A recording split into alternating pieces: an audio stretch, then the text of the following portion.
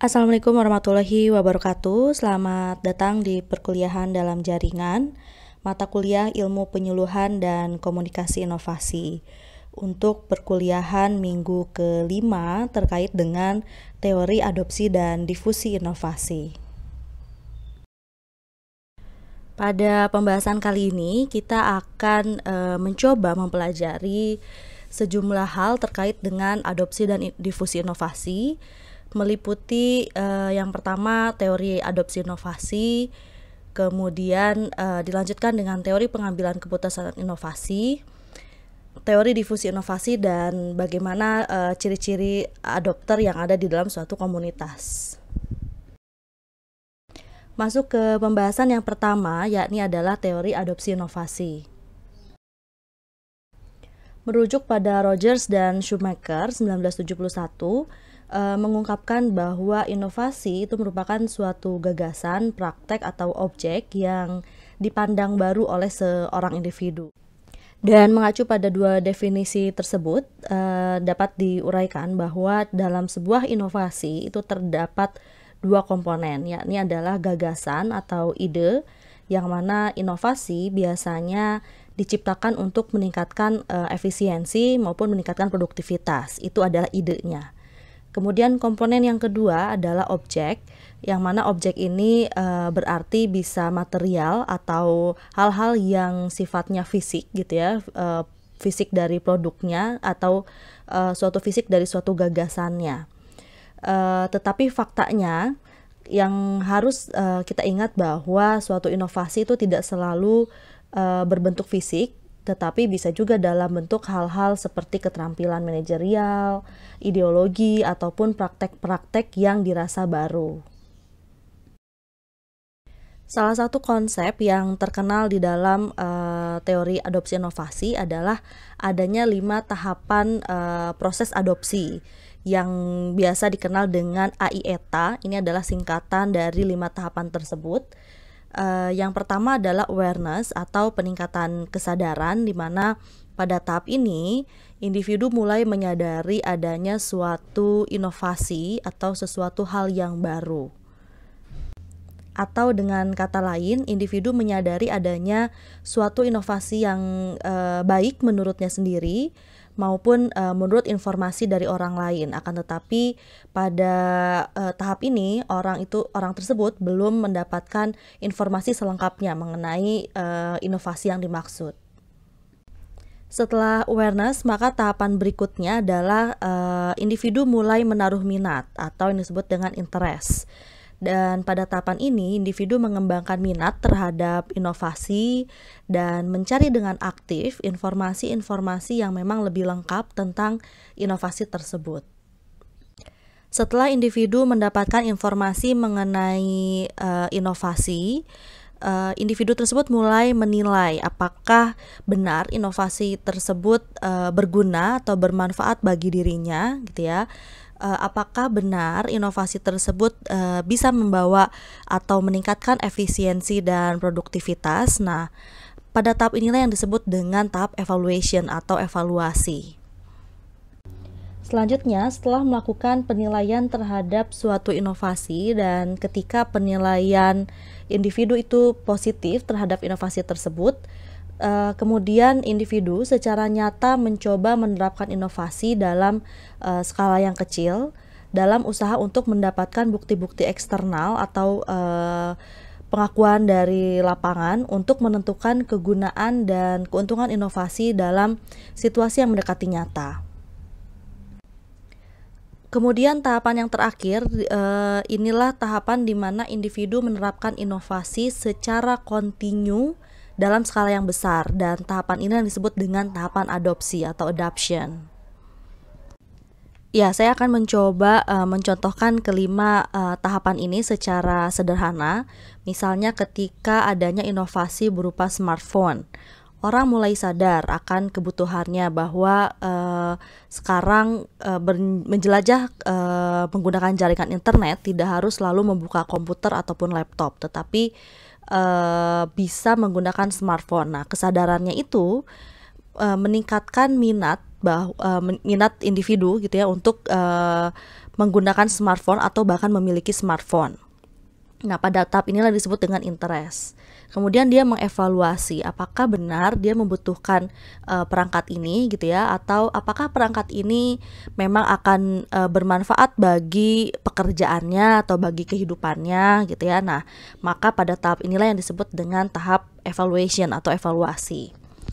Setelah dia menimbang-nimbang, mengira-ngira apakah ini akan bermanfaat baginya atau tidak, lalu dia pergi, si individu ini pergi ke sebuah toko gitu ya, toko elektronik atau bahkan toko smartphone gitu ya, toko khusus smartphone, dan dia mulai mencoba-coba, oh ternyata seperti ini gitu ya. Dia mulai mengamati bentuknya, kemudian isinya, dia juga mulai mencoba fitur yang dimaksud, yang mungkin relate atau relevan dengan pekerjaannya atau hidupnya. Maka pada tahap inilah disebut dengan trial.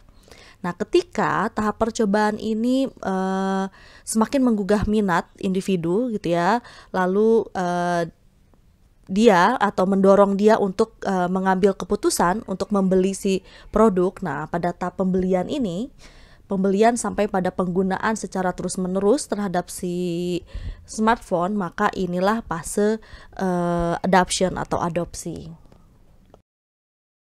Namun demikian, konsep terkait dengan 5 tahapan proses adopsi yang dikenal dengan AIETA ini ternyata belakangan menuai kritikan bahwa model ini dianggap sebagai model yang tradisional, yang mana terlalu linier dan selalu beranggapan bahwa setiap proses adopsi itu berakhir pada adopsi, padahal belum tentu. Kemudian kelima tahapan tidak selalu terjadi secara berurutan. Bisa saja orang tanpa mengevaluasi terlebih dahulu tetapi langsung mencoba gitu ya. Kemudian dari percobaannya baru dia mengadopsi. Atau mungkin juga ketika dia mengevaluasi inovasinya, hasil evaluasinya tidak bernilai positif, maka dia tidak jadi mengadopsi gitu ya. Nah, maka ini tadi yang dimaksud dengan pada poin pertama, tidak seoptimis bahwa selalu suatu tahapan adopsi itu berakhir pada adopsi. Kemudian kritikan lainnya adalah proses adopsi jarang terjadi sampai benar-benar adopsi gitu, bahwa individu bisa saja mengambil keputusan berupa penolakan, atau mungkin orang yang sudah mengadopsi dia tidak secara kontinu atau tidak secara terus-menerus menggunakan inovasinya, tetapi dia bisa jadi berhenti mengadopsi, dan ini bisa menjadi tahapan yang luput dalam pembahasan kelima tahapan tadi.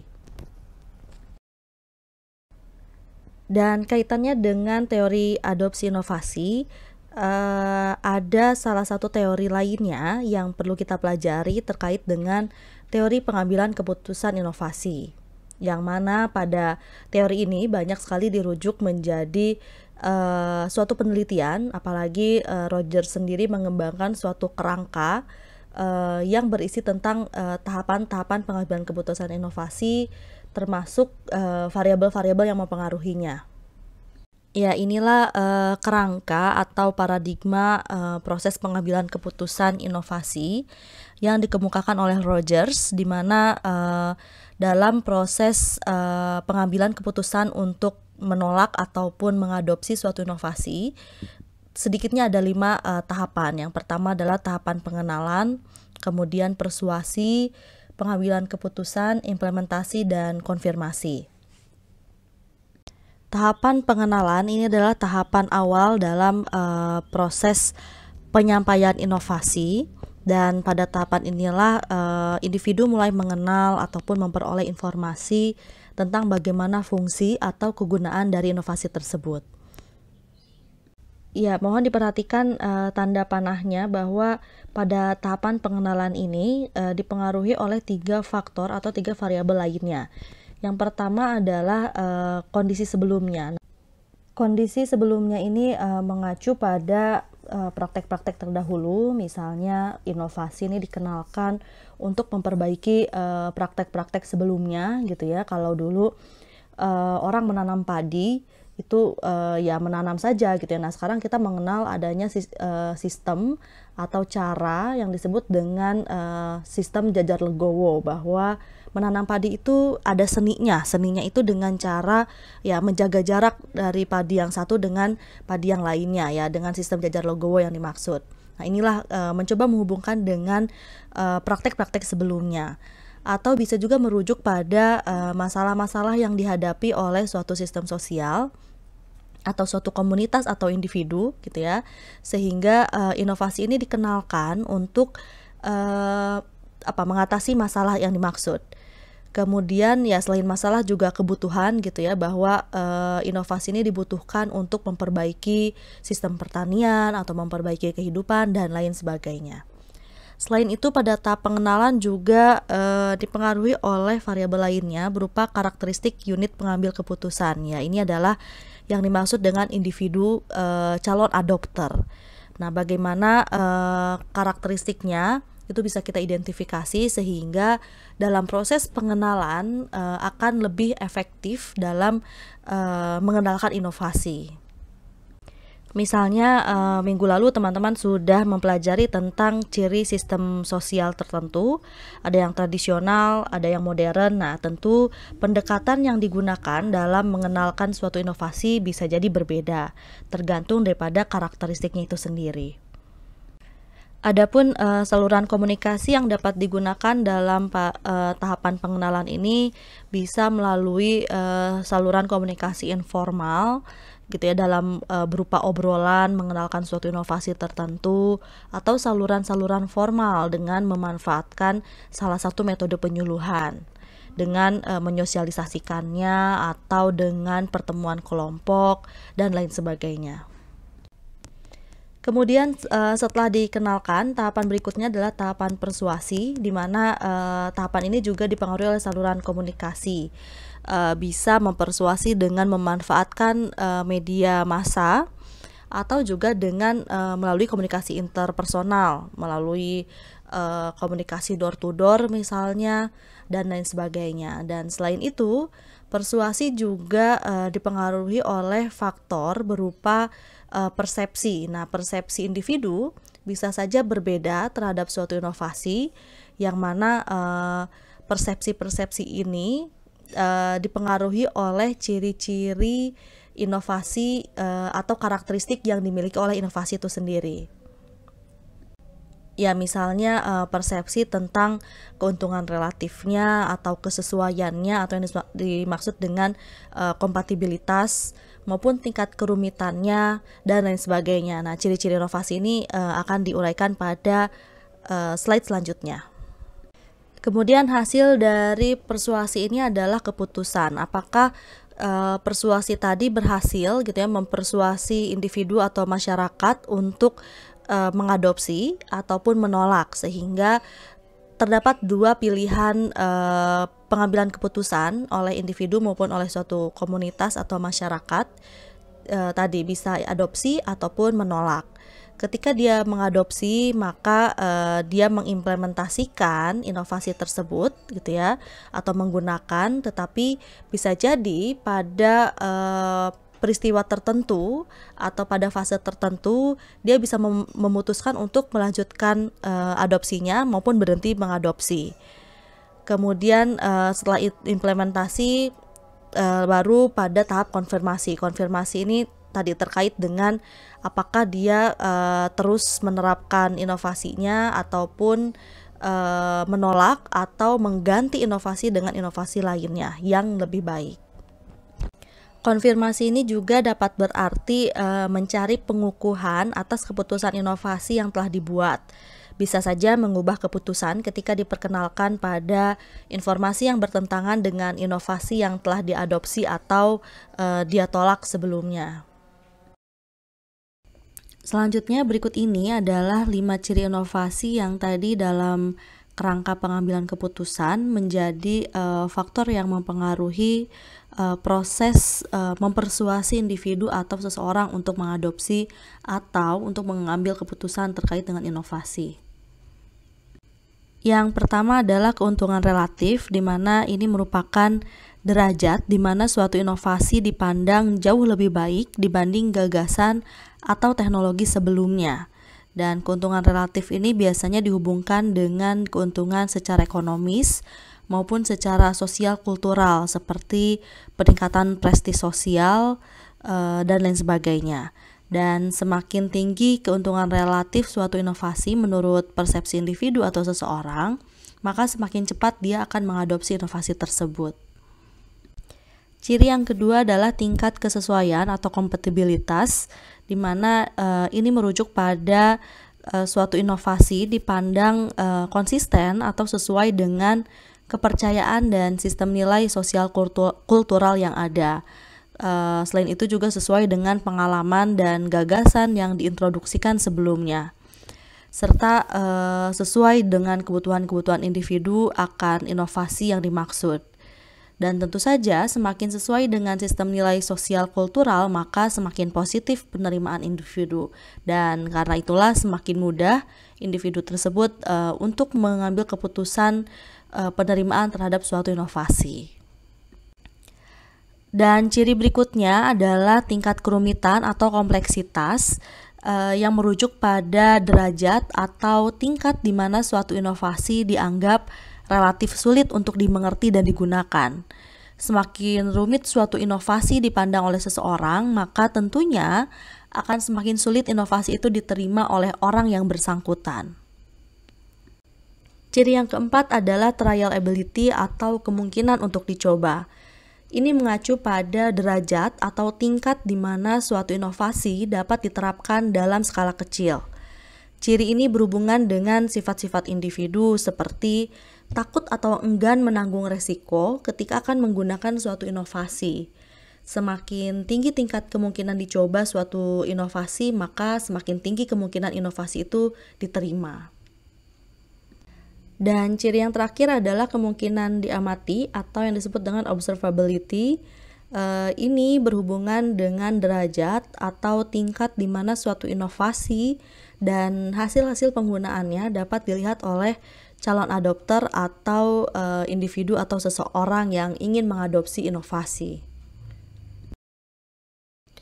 Kemudian beralih pada pembahasan selanjutnya terkait dengan teori difusi inovasi. Lalu apa itu yang disebut dengan difusi? Ini mengacu pada suatu definisi, yakni proses melalui mana suatu inovasi dikomunikasikan kepada anggota-anggota sistem sosial melalui saluran-saluran tertentu dalam suatu periode waktu tertentu. Pada intinya adalah difusi ini merupakan interaksi manusia di mana seseorang mengkomunikasikan inovasi kepada seseorang atau beberapa orang lainnya. Dan melalui proses difusi inilah suatu inovasi dapat menyebar dalam suatu sistem sosial. Dengan demikian, perlu diingat bahwa proses difusi itu terjadi pada suatu sistem sosial, sementara proses adopsinya itu ada pada tingkatan individu. Dan difusi memiliki sejumlah unsur di dalamnya yang terdiri dari inovasi itu sendiri, di mana inovasi dinilai oleh suatu sistem sosial maupun seseorang individu dilihat dari 5 ciri inovasi sebagaimana tadi sudah dijelaskan pada paparan sebelumnya. Unsur lainnya adalah saluran komunikasi. Ini adalah media yang digunakan dalam proses difusi inovasi. Misalnya saluran komunikasinya berupa saluran komunikasi interpersonal atau dengan memanfaatkan sejumlah media massa. Dan saluran komunikasi ini juga bisa disesuaikan bergantung daripada karakteristik masyarakatnya berupa homofili atau heterofili. Dan penjelasan lebih lanjut mengenai ini dipaparkan pada uraian selanjutnya. Kemudian unsur lainnya yakni adalah waktu terkait dengan lamanya seseorang atau individu mengadopsi suatu inovasi yang disebut dengan laju adopsi. Dan seseorang yang mengadopsi tadi terakumulasi dalam suatu sistem sosial sehingga biasanya laju adopsi itu menggambarkan cepat atau lambatnya suatu sistem sosial dalam mengadopsi atau menerapkan suatu inovasi. Unsur terakhir adalah sistem sosial. Ini sebetulnya sudah dibahas pada bab sebelumnya. Di minggu lalu Anda mengenal sistem sosial tradisional dan sistem sosial modern. Nah, inilah yang disebut dengan homofili versus heterofili, di mana homofili ini merujuk pada derajat di mana dua orang atau lebih yang berinteraksi memiliki kesamaan karakteristik tertentu, misalnya kesamaan dalam hal kepercayaan, pendidikan, status sosial, dan lain sebagainya. Sementara heterofili ini dicirikan dengan derajat di mana dua orang atau lebih individu yang berinteraksi berbeda dalam atribut atau karakteristik tertentu. Misalnya ketika kita ingin mengenalkan suatu inovasi, kemudian sistem sosial yang akan kita tuju teridentifikasi sebagai suatu sistem sosial dengan latar belakang pendidikan yang sama, kemudian kepercayaan yang sama, status sosial atau kelas ekonomi yang sama, maka ini termasuk dalam kategori homofili. Sementara sebaliknya, jika yang ingin kita tuju adalah suatu masyarakat yang heterogen secara budaya maupun secara status sosial ekonomi, maka ini termasuk dalam heterofili. Selanjutnya berikut ini adalah ciri terkait dengan suatu sistem sosial, di mana sistem sosial yang tradisional biasanya dicirikan dengan rendahnya orientasi yang mendukung suatu perubahan. Selain itu, teknologi-teknologi yang digunakan juga merupakan teknologi sederhana. Kemudian latar belakang pendidikan orang-orang di dalam sistem sosial tersebut biasanya tergolong kategori rendah. Kemudian kuatnya status quo yang difasilitasi hubungan personal. Dan lebih lanjut, ciri dari sistem sosial yang tradisional biasanya memiliki pola komunikasi yang lokalit. Jadi mereka tidak banyak memiliki referensi sebagai suatu sumber informasi yang berasal dari luar. Itu yang disebut dengan lokalit. Kemudian biasanya juga memiliki tingkat kemampuan empati yang rendah. Dan sebaliknya, pada sistem sosial yang modern biasanya dicirikan dengan masyarakat yang berorientasi mendukung suatu perubahan. Kemudian teknologi yang digunakan pun cenderung sudah berkembang dengan baik, yang didukung pula ciri masyarakatnya yang memiliki pendidikan yang relatif tinggi. Selain itu, struktur hubungannya lebih ke rasional dan berorientasi bisnis.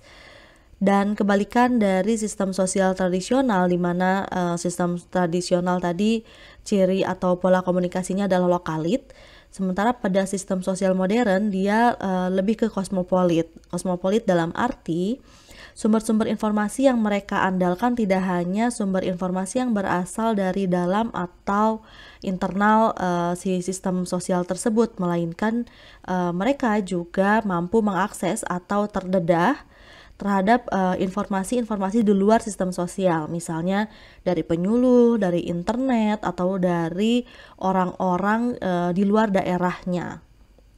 Dan selain itu, kemampuan empati pada sistem sosial yang modern biasanya memiliki kemampuan empati yang tinggi dibandingkan dengan yang tradisional.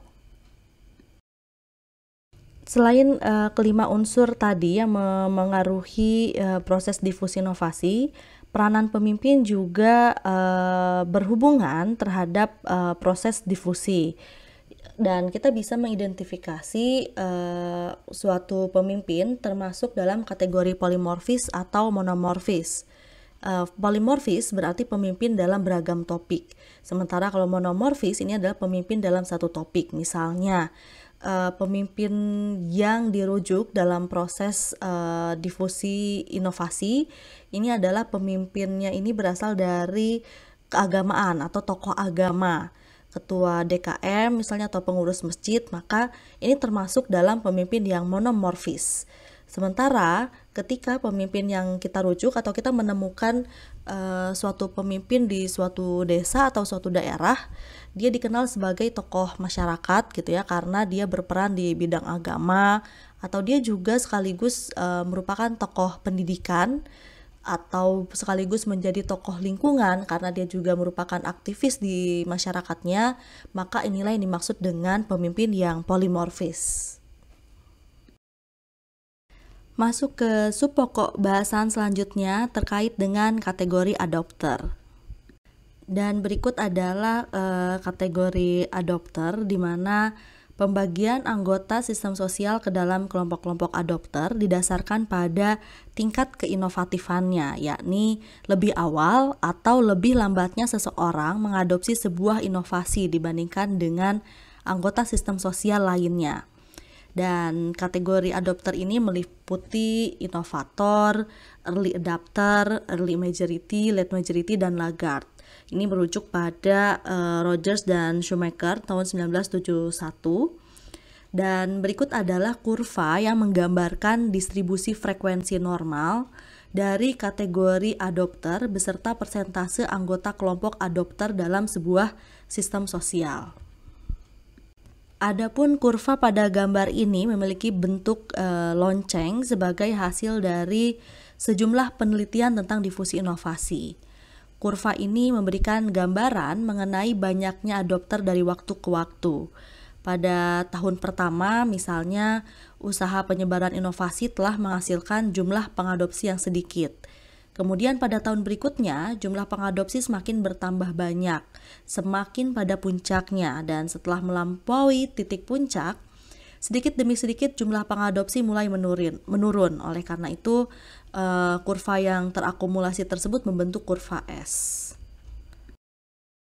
Dan berikut ini adalah istilah-istilah yang dirujuk oleh sejumlah ahli dalam mendefinisikan kategori adapter. Meski secara penggunaan istilah berbeda, tetapi sebetulnya definisinya atau maknanya sama. Sebagai contoh misalnya inovator atau kata lainnya adalah pelopor atau perintis. Tipe ini adalah tipe yang menemukan inovasi. Jadi orang yang menemukan inovasi yang biasanya jumlahnya tidak banyak dalam suatu masyarakat. Ini hanya 2,5% dari total jumlah penduduk gitu ya. Dan biasanya ciri dari mereka adalah inovator ini terbiasa mencurahkan sebagian besar hidupnya, energinya, dan kreativitasnya untuk mengembangkan ide-ide baru. Selanjutnya 13,5% lainnya ini termasuk dalam kategori early adapter atau pengeterap dini. Jadi ini merupakan orang-orang yang berpengaruh dan lebih dulu memiliki banyak akses terhadap suatu gagasan-gagasan baru karena mereka memiliki orientasi yang lebih ke dalam suatu sistem sosialnya. Dan untuk mempengaruhi penerima dini atau early adapter ini tidak memerlukan persuasi yang rumit gitu ya, karena mereka sendiri yang selalu berusaha mencari sesuatu yang dapat memberikan keuntungan dalam kehidupan sosial maupun ekonominya. Golongan lainnya adalah early majority, di mana ini merupakan golongan orang yang biasanya selangkah lebih maju. Mereka biasanya orang yang tergolong pragmatis, nyaman dengan ide yang maju, tetapi di sisi lain mereka tidak akan bertindak tanpa pembuktian yang nyata tentang keuntungan yang mungkin akan mereka raih ketika mengadopsi suatu inovasi. Sementara late majority atau penganut lambat ini termasuk orang-orang yang konservatif pragmatis yang sangat membenci resiko serta tidak nyaman atau merasa kurang nyaman dengan ide baru, dan mereka baru belakangan mendapatkan atau mengadopsi suatu inovasi setelah mereka benar-benar mendapatkan contoh nyatanya. Terakhir adalah mereka yang disebut dengan kaum kolot atau laggards, di mana ini adalah anggota sistem sosial yang terakhir mengadopsi inovasi. Biasanya mereka terlalu berpegang teguh pada norma dan tradisi sehingga sulit menerima hal-hal yang baru, kemudian dicirikan dengan pandangannya yang kolot dan pada umumnya terasing dari kehidupan anggota suatu sistem sosial. Lebih lanjut, berikut ini akan diuraikan mengenai ciri-ciri adopter pada masing-masing kategori sebagaimana telah diuraikan sebelumnya. Ciri kategori yang pertama yakni inovator, biasanya dia adalah seorang petualang gitu ya, suka petualangan dan semangat mencoba inovasi-inovasi baru, memiliki interest yang tinggi terhadap suatu inovasi sehingga lebih suka menjalin hubungan dengan sesama dan cenderung memiliki pola komunikasi yang kosmopolit. Selain itu, karena dia kosmopolit, pola komunikasi dan hubungan persahabatannya biasanya hubungan relasionalnya itu pada klik-klik yang besar atau kelompok-kelompok yang besar. Dan inovator, ciri lainnya biasanya memiliki status ekonomi yang tinggi. Selain itu, karena tadi dia suka berpetualang, dia juga berani mengambil resiko. Karenanya dia biasanya menjadi seorang pelopor. Sementara itu, ciri dari early adopter ini biasanya merupakan golongan yang menjadi pemimpin dalam suatu masyarakat, dan cirinya adalah lebih terintegrasi dengan sistem sosial dibandingkan dengan inovator. Karena biasanya inovator bisa jadi merupakan orang di luar sistem sosial, tetapi early adopter itu lebih terintegrasi dengan sistem sosialnya. Kemudian pola hubungannya lebih lokalit dibanding inovator, tetapi jika dibandingkan dengan early majority, dia lebih kosmopolit. Artinya dia masih bisa terdedah dengan sumber informasi dari luar sistem sosialnya. Kemudian orang-orang dalam kategori ini biasanya terdiri dari pemimpin atau opinion leader di dalam suatu sistem sosial. Lebih memiliki sikap berhati-hati terhadap suatu inovasi. Kemudian dia juga merupakan orang yang dihormati atau disegani oleh para pengikutnya. Berikutnya adalah early majority atau penganut dini yang mayoritas gitu ya. Ini ciri utamanya adalah mereka yang penuh dengan pertimbangan.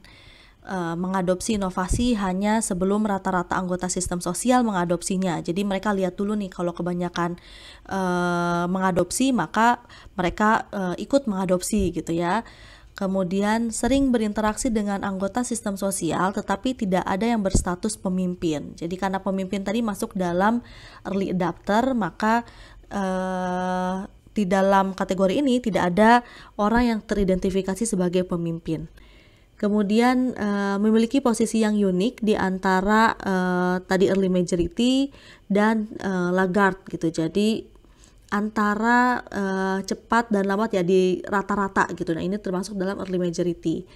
Kemudian biasanya orang yang early majority ini adalah orang yang penuh pertimbangan sebelum dia mengadopsi gitu. Jadi waktu yang dibutuhkan mereka dalam pengambilan keputusan inovasi ini lebih lama dibandingkan dengan pada kategori sebelumnya. Kemudian biasanya early majority ini memiliki moto tidak yang terakhir dan tidak yang pertama. Itulah kenapa tadi biasanya posisinya unik, berada di antaranya gitu ya. Karena apa ya? Karena golongan mereka ini penuh pertimbangan, tapi juga bukan seorang pemimpin, seperti itu. Adapun late majority biasanya adalah terdiri dari orang-orang yang skeptis gitu ya. Nah, mereka mengadopsi inovasi hanya setelah rata-rata anggota sistem sosialnya mengadopsinya. Jadi kalau sudah semakin banyak atau sebagian besar dari sistem sosialnya mengadopsi, barulah dia ikut gitu ya, daripada dikucilkan dalam suatu sistem sosial, maka barulah dia mengadopsi. Kemudian mengadopsi karena motivasi ekonomi, ini menjadi ciri dari late majority, atau ya mungkin juga karena tekanan sosial, tadi mayoritas sistem sosialnya sudah mengadopsi, baru dia mengadopsi. Kemudian sistem inovasi mereka, setiap inovasi mereka menerima dengan sangat hati-hati, karenanya mereka biasanya orang yang sangat skeptis gitu, penuh pertanyaan atau pertimbangan. Kemudian mengadopsi jika norma sistem sosial telah menerimanya. Jika dibujuk, tekanan anggota sistem sosial penting untuk memotivasi mereka agar mengadopsi inovasi. Dan laggard atau mereka yang sangat tradisional atau konservatif, ini adalah anggota sistem sosial yang terakhir mengadopsi inovasi. Tidak seorang pun di antara mereka merupakan pemimpin gitu. Jadi tidak mungkin seorang pemimpin, tetapi ciri utamanya adalah memiliki pandangan yang kolot dan umumnya terasing dari kehidupan anggota sistem sosial gitu. Jadi mereka adalah orang-orang yang isolate atau terisolasi. Kemudian mereka biasanya juga berpegang teguh pada norma dan tradisi, karenanya sangat sulit untuk menerima hal-hal yang baru. Pengambilan keputusan inovasinya sangat dipengaruhi oleh apa yang telah dilakukan pada generasi yang lalu gitu. Jadi mereka selalu berorientasi pada leluhur, pada masa lalu, dan sangat-sangat jauh tertinggal dibanding adopter lainnya. Dan demikian apa yang dapat saya sampaikan pada pembahasan topik kelima terkait dengan teori adopsi dan difusi. Semoga materi pada hari ini dapat dipahami dengan baik. Terima kasih atas perhatiannya, tetap sehat dan semangat. Perkuliahan saya akhiri. Wassalamualaikum warahmatullahi wabarakatuh.